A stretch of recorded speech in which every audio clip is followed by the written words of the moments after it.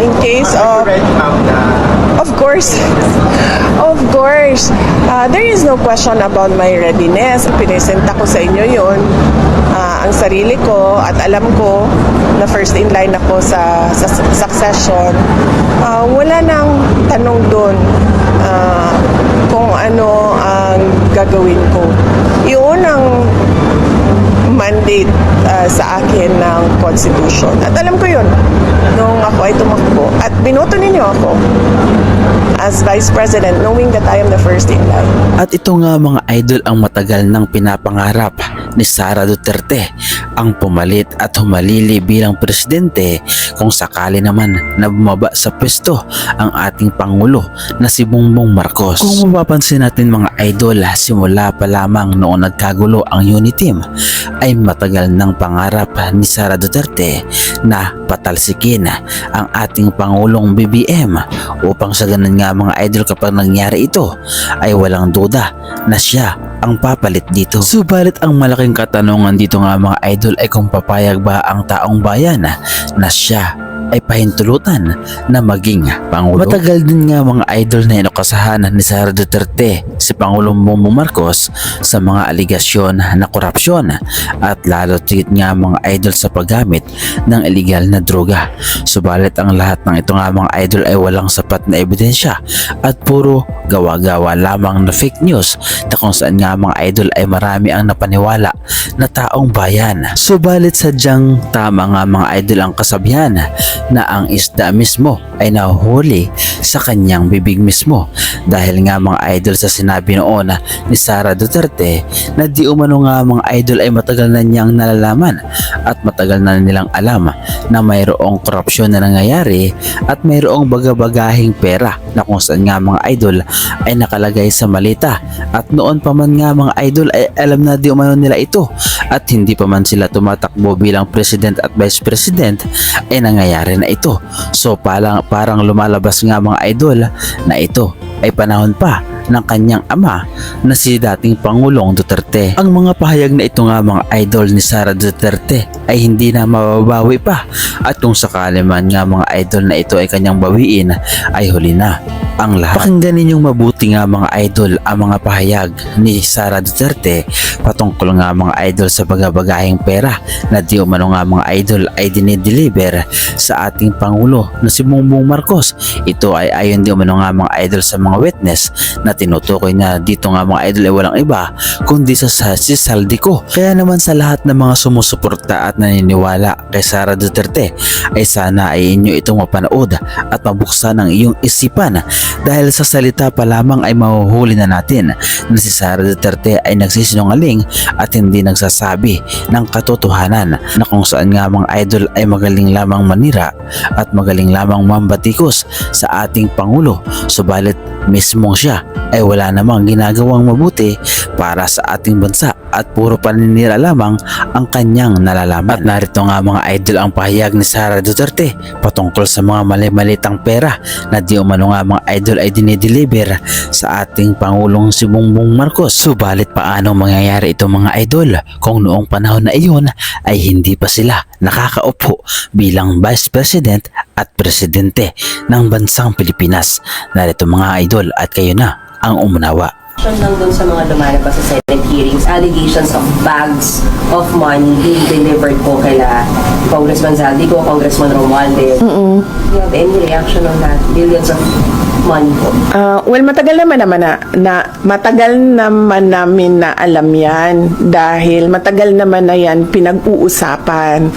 Simula pa lang noong pagpasok namin as President and Vice President, naririnig na namin yung delivery ng mga pera na nakalagay sa mga suitcases. Pero ngayon lang siya lumabas in public dahil merong witness na nagsabi na siya mismo ang nagdadala nung mga suitcases na yun. At ito nga mga idol ang tinutukoy na witness ni Sara Duterte na kung saan nga mga idol ay walang iba kundi si Saldico. Si Saldico na pawang AI lamang ang mga video. At narito nga mga idol ang pahayag ni Pangulong Bongbong Marcos patungkol nga mga idol kay Saldico na kung saan nga mga idol di umano ay sinubukan din daw na i-blackmail si Pangulong Bongbong Marcos na hindi na daw nga mga idol maglalabas pa ng mga video patungkol nga mga idol sa pagdawit sa pangalan ni Pangulong Bongbong Marcos kung sakali nga mga idol na hindi na daw di umano kanselahin ang pasaporte ni Saldico. Dinapitan po kami ng abogado ni Saldico at nagtatangkang mag-blackmail na kung hindi po namin kakanselihin daw ang passport niya, hindi na raw siya maglalabas ng video. I do not negotiate with criminals. Kahit maglabas ka na ng video ng lahat ng kasinungalingan mo na pag-destabilize sa gobyerno, gusto kong malaman mo, Saldi, makakansela pa rin ang passport mo. Hindi ka na makakatakas sa hustisya.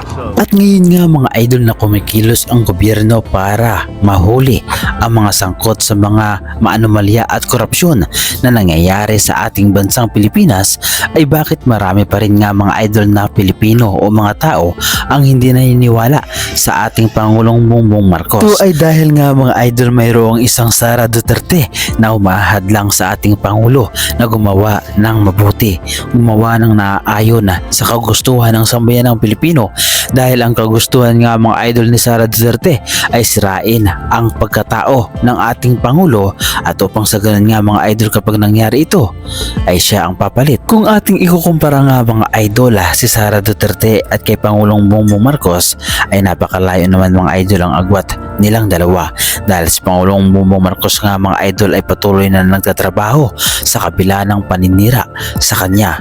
At ito nga mga idol ang resulta ng pagtatrabaho ng ating Pangulo na si Bongbong Marcos, na kung saan nga mga idol ay kauna-unahan sa buong mundo na siya lamang ang nakagawa nito. Ito po ang kaunahang grid-connected utility-scale solar project sa buong mundo na matatagpuan sa isang socialized housing community. Dahil gamit natin ang mga bubong ng mga bahay na naitayo na, walang ginamit na farmland, walang tinanggal na kabuhayan at walang nasayang na lupa.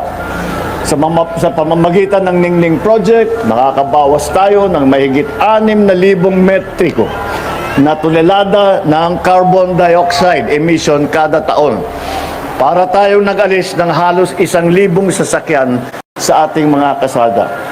Kaya't mas makakatulong tayo sa ating kalikasan. In other words, the energy that we produce here will power a better life for the people who live in this community, but even beyond this community. Ito ba mga idol ang sinasabi nila at tinatawag nilang bangag? Ito ba ang sinasabi nila at tinatawag nilang adik? Patuloy na nagtatrabaho, patuloy na pinapaganda ang ating bansa, at patuloy na ginagawa ang tamang serbisyo para sa ating sambayan ng Pilipino. Tanging ang mga tao lamang na bulag nga mga idol at bingi ang makapagsasabi ng mga katagang ito na ang ating Pangulo ay walang ginagawang mabuti para sa ating bansang Pilipinas, dahil ang tanging pinaniniwalaan nila mga idol ay walang iba kundi ang kumakalaban sa ating Pangulo at ang kanilang iniidolo na walang iba nga mga idol kundi ang pamilyang Duterte. Ano ang masasabi ninyo mga idol sa reaction video na ito? At ano ang masasabi ninyo mga idol sa mga sinasabi ni Sara Duterte patungkol nga mga idol sa paninira nila sa ating Pangulo na si Bongbong Marcos? Sino ang mas paniniwalaan ninyo mga idol sa dalawa? Si Pangulong Bongbong Marcos ba mga idol na ginagawa lamang ang nararapat para sa ating bansang Pilipinas, o mas pinaniniwalaan ninyo mga idol o sinusuportahan si Vice President Sara Duterte na walang ibang ginawa kundi ang mangarap at mag-ambisyosa na maging presidente, at habang ginagawa niya ito ay patuloy pa rin sa paninira? Ano ang masasabi ninyo mga idol sa reaction video na ito? At ano ang inyong opinion patungkol dito? Ibahagi nyo naman mga idol ang inyong reaksyon at opinion sa ating comment section. So paano mga idol, hanggang dito na lamang muli ang ating reaction video. At kung nagustuhan ninyo mga idol ang reaction video na ito, ay pahingi naman ako ng isang like, subscribe, at kung pwede ipakipindot na rin ang ating notification bell button para updated pa kayo sa lahat ng ating mga reaction video na katulad nito. Maraming salamat mga idol.